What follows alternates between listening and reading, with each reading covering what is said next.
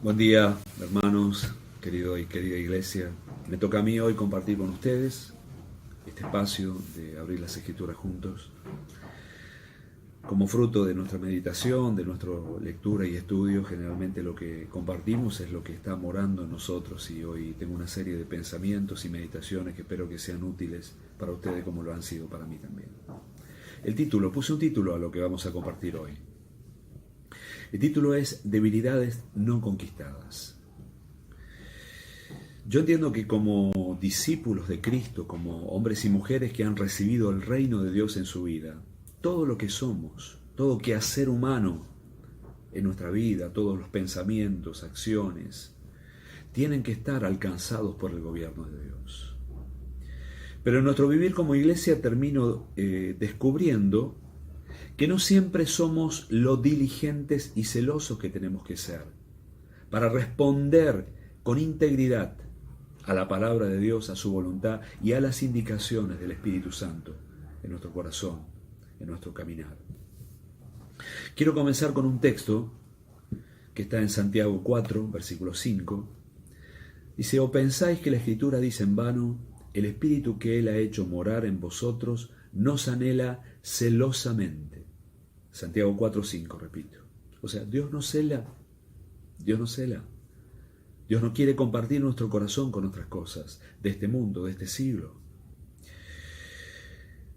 Y ahora me voy a introducir en algunos pasajes, si ustedes me permiten, del Antiguo Testamento, quizás son un poquito extensos, donde nos habla de aquella conquista de Israel cuando tenía que tomar posesión de aquella tierra que Dios le había prometido. El primero está en Éxodo, capítulo 34, a partir del versículo 11. Dice así: guarda lo que yo te mando hoy. He aquí que yo echo de delante de tu presencia al amorreo, al cananeo, al eteo, al fereceo, al heveo y al jebuseo. Guárdate de hacer alianzas con los moradores de la tierra donde has de entrar, para que no sean tropezadero en medio de ti. Derribaréis sus altares y quebraréis sus estatuas y cortaréis sus imágenes de acera, porque no te has de inclinar a ningún otro Dios, pues Jehová, cuyo nombre es celoso, Dios celoso él. Qué bárbaro, Dios se autodenomina con un nombre, celoso.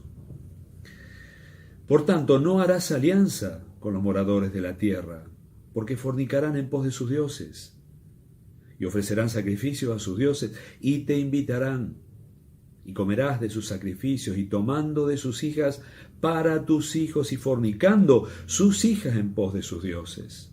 Harán fornicar también a tus hijos en pos de los dioses de ellas. Y no te harás dioses de fundición. Y luego, cuando esta generación por su desobediencia cae en el desierto, estos nuevos que entrarían a heredar, este nuevo pueblo que entraría a heredar, se le repiten en Deuteronomio, en esa segunda ley, prácticamente los mismos textos. Dice así, Deuteronomio 12, del 1 al 4. Estos son los estatutos y decretos que cuidaréis de poner por obra en la tierra que Jehová, el Dios de tus padres, te ha dado para que tomes posesión de ella, todos los días que vosotros viviereis sobre la tierra. Destruiréis enteramente todos los lugares donde las naciones que vosotros heredasteis sirvieron a sus dioses. Sobre los montes altos, sobre los collados y debajo de todo árbol frondoso. Derribaréis sus altares y quebraréis sus estatuas. Y sus imágenes de acera consumiréis con fuego y destruiréis las sepulturas de sus dioses y raeréis su nombre de aquel lugar. No haréis de esa forma con Jehová vuestro Dios. Estas son las indicaciones que se le dio a Israel antes de heredar la tierra prometida. Algunos versículos más. Quiero mencionar algo que dice Josué al final de la campaña de conquista. De alguna manera reafirmando cómo Dios se ocupó de cumplir con todo lo que había prometido. Dice así: he aquí yo estoy para entrar por el camino de toda la tierra, para morir. Reconoced, pues, con todo vuestro corazón y con toda vuestra alma, que no ha faltado una palabra de todas las buenas palabras que Jehová vuestro Dios había dicho de vosotros, todas han acontecido. No ha faltado ninguna de ellas. Josué 23:14 y luego en Josué 21:45 repite. No faltó palabra de todas las buenas promesas que Jehová había hecho a la casa de Israel. Todo se cumplió. Me acuerdo ahora también, en el comienzo de la conquista, que estando en la soledad, Josué de pronto se encuentra con una persona que no conocía y le preguntó, ¿eres de los nuestros, de nuestros enemigos? Y contestó, yo no estoy ni con los tuyos ni contra tuyo, más como el príncipe del ejército de Jehová estoy aquí. Eso está en Josué 5:14, lindo texto para leer. Y le pide que se saque sus sandalias y le adore, porque es el lugar donde estaba santificado por la presencia de Dios mismo, en la persona de su Hijo, entiendo. Y ahí Josué le adora, al principio de la campaña. Y al final de la campaña, el ángel de Jehová vuelve a aparecer, al principio y al final, en un lugar llamado Boquín. Esto está en Jueces, ya saltando al libro de Jueces, en Jueces 2, del 1 al 4. Dice, el ángel de Jehová subió de Gilgal a Boquín y dijo, yo os saqué de Egipto y os introduje a la tierra de la cual había jurado a vuestros padres, diciendo, no invalidaré jamás mi pacto con vosotros, con tal que vosotros no hagáis pactos con los moradores de esta tierra, cuyos altares habéis de derribar, mas vosotros no habéis atendido a mi voz. ¿Por qué habéis hecho esto? Por tanto, yo también digo, no los echaré delante de vosotros, sino que serán azotes para vuestros costados, y sus dioses os serán por tropezadero. Cuando el ángel de Jehová habló estas palabras, todos los hijos de Israel, el pueblo alzó la voz y lloró. Y eso significa boquín. Boquín significa llanto. En aquel lugar hubo un gran llanto, una gran angustia, una conciencia de pecado. Pero no se arrepintieron del mal que habían hecho y no fueron diligentes en cumplir con lo que se había pactado con Dios. Algunos pueblos que quedaron. Josué 13:13 dice, los jeruseos, los macateos, no los echaron los hijos de Israel, sino que Jesús y Maaca habitaron entre los hijos de Israel hasta hoy. Se quedaron allí, en convivencia con Israel. Y después, hurgando en las Escrituras, termino descubriendo que Absalón, esto está en 2 Samuel 3:3, este hijo de David que le produjo tan profundo dolor y que fue un tropiezo y un escándalo para Israel, una tristeza para Israel, era hija de un tal Talmai, que era el rey de Jesús, el rey de aquel pueblo a cual Israel no había erradicado. Josué 11 al 22, ninguno de los anaseos quedó en la tierra de los hijos de Israel, pero solamente quedaron en Gaza, en Gat y en Asdod. Josué 11, 22. Bueno, ¿se acuerdan de dónde sale Goliat? Salió entonces del campamento de los filisteos un paladín, el cual se llamaba Goliat de Gat. Tenía altura de 6 codos y un palmo. 1 Samuel 17:4. Salió de una de estas ciudades que no fueron erradicadas. De igual manera, tampoco Gaza fue erradicada, y allí encontró tropiezo, como vamos a ver más adelante, este hombre, este poderoso juez de Israel, Sansón, donde tropezó fornicando, porque no había sido quitada la fornicación y la impureza en aquella tierra donde solamente Israel tenía que habitar. Durante la campaña parecían que estos enemigos estaban dominados e inofensivos, y se relajaron, no actuaron, pero quedaron molestando allí, y con el paso del tiempo se transformaron en un profundo dolor para Israel.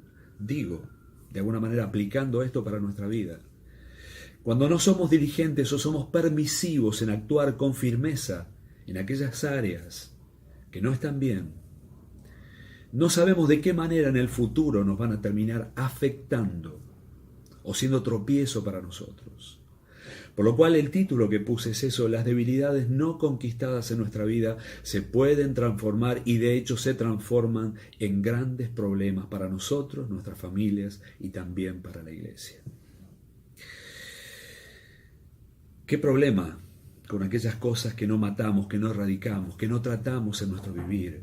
Cuando la Escritura nos repite tantas veces que no proveamos para la carne, que hagamos morir lo terrenal en nosotros. Y sin embargo, a veces convivimos con cosas que son pequeñas y a veces no tan pequeñas. Dice Santiago, capítulo 4, versículo 1, dice: ¿de dónde vienen las guerras? Y los pleitos no vienen de vuestras pasiones, las cuales combaten en vuestros miembros. Nos dicen que hay un combate, una lucha en el corazón por los fuertes deseos que se van agitando en el alma humana, y que a veces, en lugar de crucificarlos diligentemente, le damos pequeños espacios de expresión. Me tomé el trabajo de buscar esa palabra en el diccionario. Dice: ¿de dónde vienen los pleitos? De las pasiones. Y he aquí la palabra pasión en el griego es la palabra hedone. De ahí viene el término castellano hedonismo. Hedonismo tiene que ver con la búsqueda del placer, con darle curso a la pasión por aquello que anhelo, por aquello que deseo. Y tenemos que decir que en nuestra sociedad actual diríamos que el hedonismo es uno de los dioses al que más se sirve, la búsqueda insaciable de placer. Y me quiero remitir a varios versículos aquí. Uno está en 2 Corintios 11, del 1 al 3, donde vuelve a aparecer esta palabra celo, como Dios es celoso, como dijo que es celoso, cuyo nombre es celoso. Y después nos dice Santiago que este espíritu que mora en nosotros nos anhela celosamente. Y ahora Pablo, en su función apostólica, nos dice así: ojalá me toleraseis un poco de locura. Sí, por favor, toleradme, porque os celo con celo de Dios. Pues os he desposado con un solo esposo, para presentaros como una virgen pura a Cristo.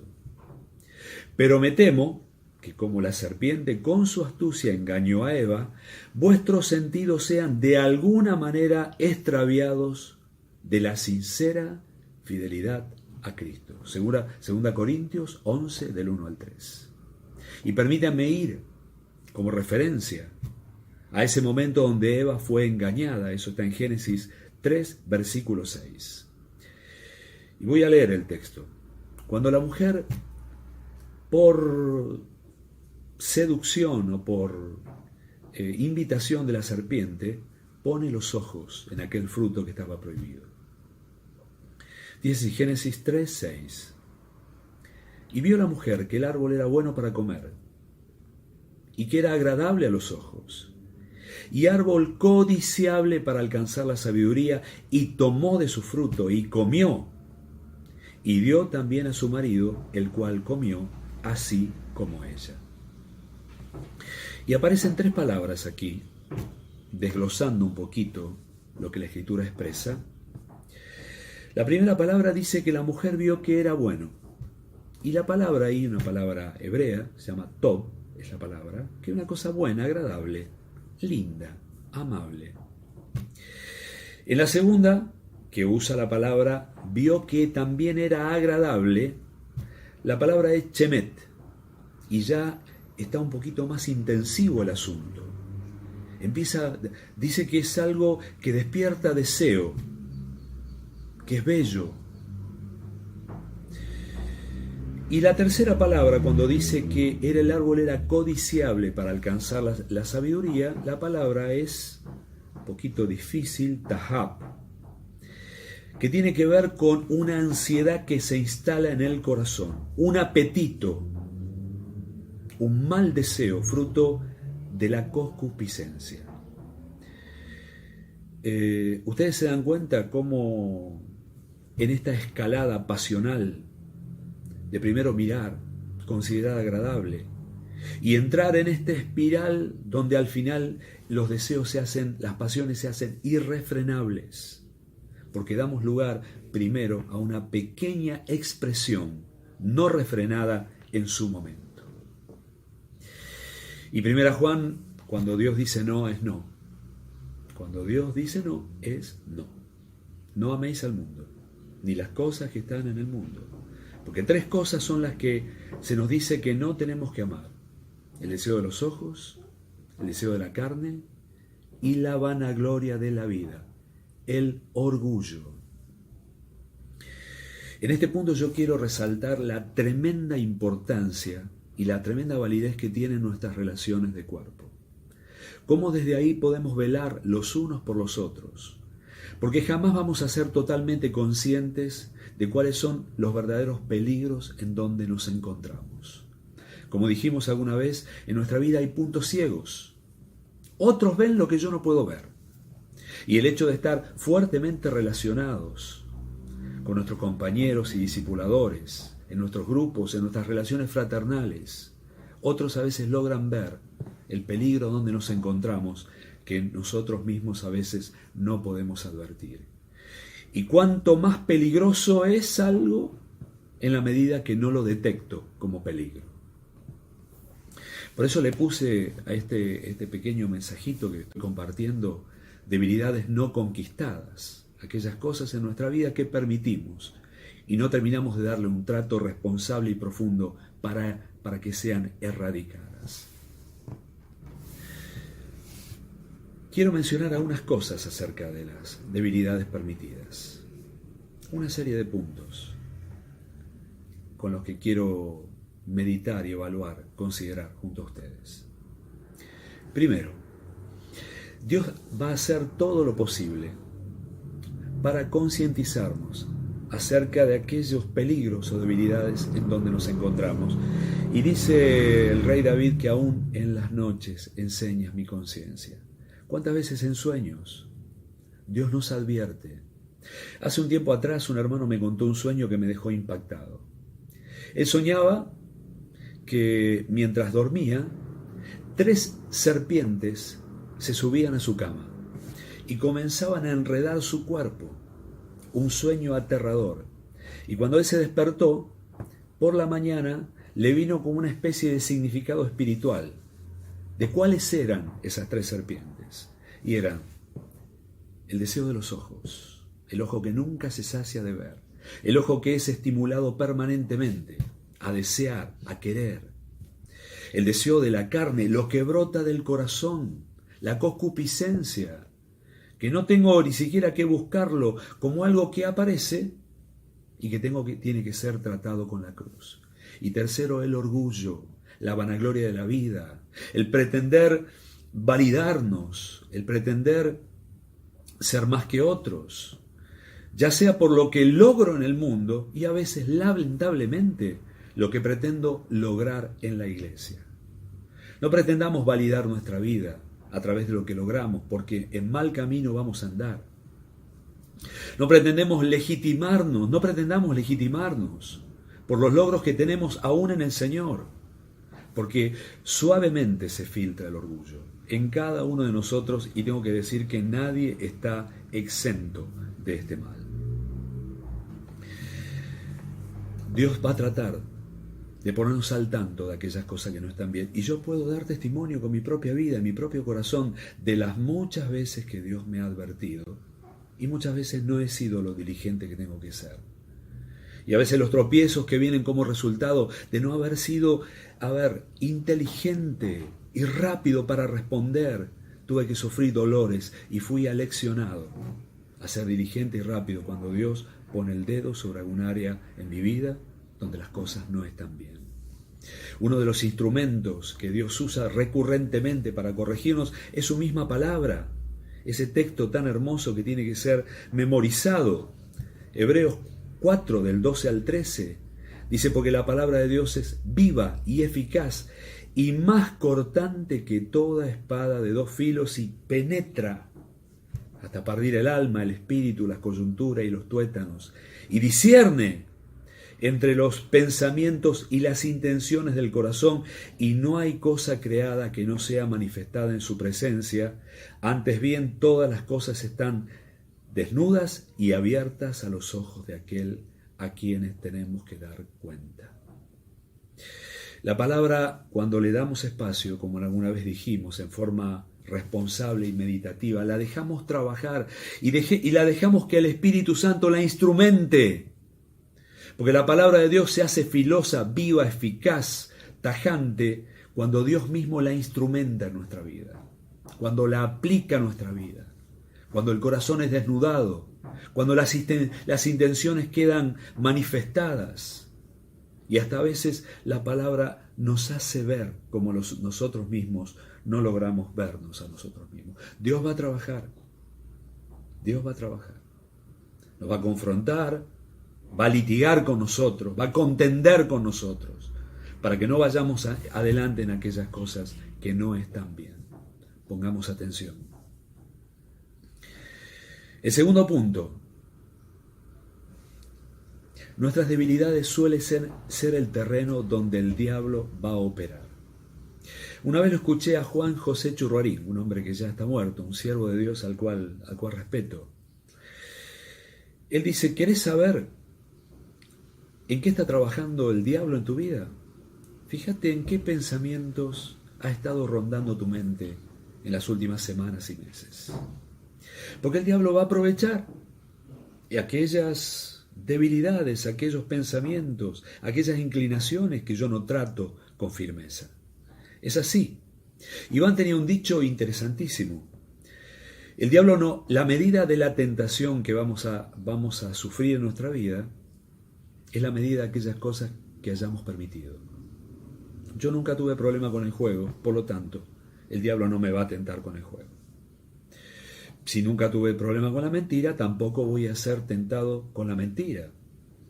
Pero si hemos consumido drogas o alcohol o cualquier otra práctica, ahí sí va a ser el área donde el diablo va a procurar trabajar para llevarnos al tropiezo y al pecado. Entonces, cuidado, porque aquellas áreas, aquellas debilidades que no ponemos bajo el orden de Dios, van a ser el terreno operativo donde el diablo va a trabajar. Y dice que él, anda alrededor como león rugiente, anda buscando por dónde filtrar y va a aprovechar cualquier endija que nosotros ofrezcamos en nuestra vida para que él opere.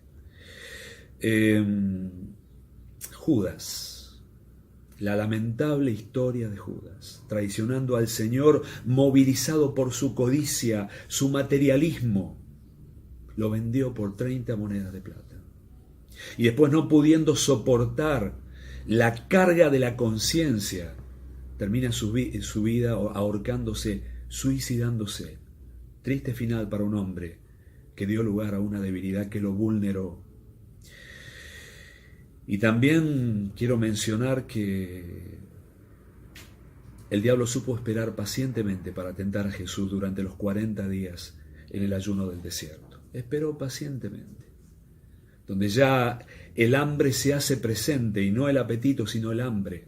Cuando comienza la inanición, porque el cuerpo, habiendo usado todos los recursos que están reservados, los recursos energéticos que están reservados, comienza a comer músculo. Comienza la inanición, comienza la muerte, y el hambre se hace desesperante, y en esa hora, aprovechando la debilidad, es que el diablo se hace presente para tentar al Señor y decirle que los panes, que las piedras se conviertan en pan. Repito, aquellas cosas que permitimos, aquella debilidad de la carne que es permitida, va a ser un terreno de operaciones donde el diablo va a trabajar. Avanzo un poquito. Dice Pablo, sé vivir humildemente y sé tener abundancia. En todo y por todo soy enseñado, para estar saciado, como para tener hambre, para tener abundancia, como para padecer necesidad. Todo lo puedo en Cristo que me fortalece. Porque hay peligros en el éxito. Hay peligros, la vanagloria, Y hay peligros también en la necesidad, la angustia. Cuando sobra nos enorgullecemos y cuando falta nos angustiamos y nos quejamos. Entonces hay peligros a lo largo del camino. Y en medio de esas situaciones que se presentan, tenemos que saber identificar dónde están nuestros corazones. Dejar a nuestros hermanos que nos corrijan y ser diligentes cuando alguna luz espiritual viene por el Espíritu, por el consejo o por las Escrituras. El tercer punto dice así: el diablo va a tratar de asignar a alguien, seguramente, para aprovecharse de esa necesidad. Vuelvo a Sansón, un hombre que fue recurrentemente vulnerado por sus pasiones sexuales y encontró a esta mujercita, a Dalila, que fue la causa de su derrota, de su fracaso. Este poderoso juez de Israel que libró grandes batallas, que glorificó al Señor, vulnerado por una pasión no refrenada, y una mujer atractiva lo doblega, y él hasta termina abriendo el corazón y contando su secreto, para luego transformarse en un títere de los antojos de los enemigos del Señor. Claro que el diablo va a aprovechar circunstancias y nos va a asignar a alguien para que tome ventaja de esas debilidades a las que no tratamos con responsabilidad. Otro punto: nuestras debilidades no tratadas nos suelen llevar cerca de las personas incorrectas. No sé por qué ocurre este fenómeno, pero mientras meditaba en estas cosas vino a la memoria un amigo que tuve muy cerca, y yo logré ver cómo él descuidadamente entraba en un círculo de conversación y de relaciones donde se ponía el peligro. Y le advertí recurrentemente que no se sometiera a ese ambiente, que no se introdujera en esas conversaciones. Y él dijo: no pasa nada, para que después de quizá de un tiempo llegaran los dolores de la infidelidad, del adulterio, de la vergüenza, para él, para su familia, para los hijos. Cuidado, porque las debilidades que admitimos a veces nos acercan a un círculo que no nos conviene, donde retroalimentamos aquellas pasiones no controladas. De igual modo, esas mismas cuestiones no tratadas con la cruz nos van a alejar de las personas correctas. Qué bien que los hermanos nos logren incomodar cuando no estamos haciendo las cosas bien. Esa censura que viene como resultado de estar en medio de los santos. Y cuando se expresa algo que no está bien, una mirada apenas, un consejo, una palabra, nos pone en nuestro lugar y nos hace ver que no estamos bien. Es muy saludable la incomodidad que viene como resultado de estar cerca de personas que son santas, que silenciosamente nos enseñan, nos censuran, nos encaminan. Y me pregunto, ¿cómo se siente un chismoso o un murmurador cuando dice algo en medio de un ambiente donde esa palabra no es admitida? Y viene una vergüenza y viene una amonestación. Qué sano es. Qué sano es que cuando estamos en medio de los hermanos, ese contexto de censura ponga de manifiesto aquellas cosas que tienen que ser arregladas en nuestra vida. Digo además, hermanos, nuestras debilidades tienen que ser confrontadas. Tienen que ser confrontadas. No podemos superar aquellas cosas que no estamos dispuestos a reconocer. Así que tenemos que hacernos vulnerables y sensibles a la corrección de Dios, a la corrección del cuerpo. Lo que se suele hacer a veces es esconder, maquillar. Y bueno, como un ejemplo que usamos muchas veces, se me muere el gato y sencillamente lo pongo debajo del sillón. No se va a ver, pero rápidamente los malos olores van a empezar a aparecer. Así que esconder las cuestiones que están mal, maquillar, justificar lo que está mal, victimizarnos cuando algo está mal, lo único que logrará es agrandar el problema, extenderlo en el tiempo y permitir que eso traiga otras complicaciones con el devenir de la vida. Nuestras debilidades tienen que ser confrontadas. Espero que como casa de Dios tengamos el respeto, la sensibilidad, el amor para confrontar conforme a la regla que tenemos, que toda palabra sea dada con gracia, sazonada con sal. Pero aprendamos a valorar. Si viene con dulzura, muy bien. Y si no viene con tanta dulzura y se me está hablando verdad, tengamos un corazón dócil y receptivo para sufrir la confrontación y arreglar lo que tenemos que arreglar. No maquillemos, no acariciemos. ¿Se acuerdan de ese otro ejemplo que he escuchado? No me acuerdo quién me lo dio. Como acariciar un pequeño gatito que parece inofensivo. Pero ese gatito con el paso del tiempo se transforma en un tigre o en un león que termina comiéndonos a nosotros mismos. Y eso es lo que ocurre cuando no tratamos bien con aquellas áreas que tienen que ser arregladas. Cada uno sabrá. Conocemos nuestros corazones y nos tenemos que dejar examinar por Dios mismo. Nuestros corazones se tienen que abrir a la palabra, abrirse a Dios, abrirse a los hermanos. Seamos humildes, seamos vulnerables frente a la iglesia, frente a la corrección, para que andemos por senda de rectitud, para que lo cojo no se salga del camino, por el contrario, que sea sanado.